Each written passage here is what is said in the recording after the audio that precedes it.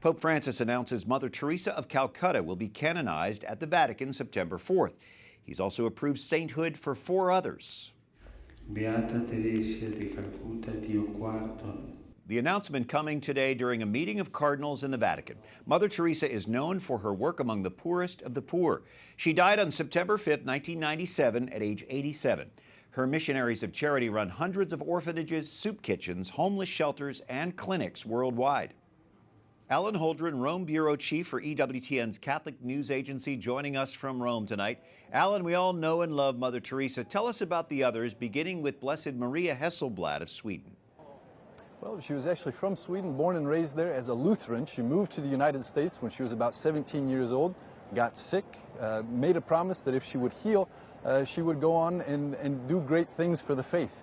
She met a Jesuit while she was sick who converted her to the Catholic faith, and in the end she moved here to Rome and she started a new branch of the Brigittine order. These are sisters that are across the Scandinavia today and also other parts of Europe and the world. They specialize in ecumenism and try and bring unity to all Christians. During his recent visit to Mexico, the Holy Father visited the remains of one of the other blesseds to be canonized, Jose Luis Sanchez del Rio. Tell us about him. Bryan, he was just a young man. He was only 14 years old. He was part of the Cristeros movement, which was a movement of Catholics in Mexico in the 1920s. He was picked up by the government troops who were anti-religion, and he was killed by them in a terrible process of torture. He died yelling, "Long live Christ the King and long live Our Lady of Guadalupe." There's a movie, For Greater Glory, that came out that had him as a protagonist just in the last couple of years. And Alan, tell us about the first Argentine saint. They called him the Gaucho Priest. Yeah, Bryan, Gaucho priest or cowboy priest. This is a man who is known for his simplicity and humility.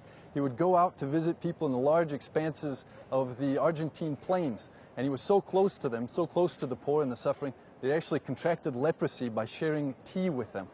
This tea is called mate. It's something Pope Francis shares with pilgrims here in St. Peter's Square often. Pope Francis also calls him a street priest, something that Pope Francis calls himself. Alan Holdren, thanks for joining us from Rome tonight. We appreciate it. Thank you, Bryan.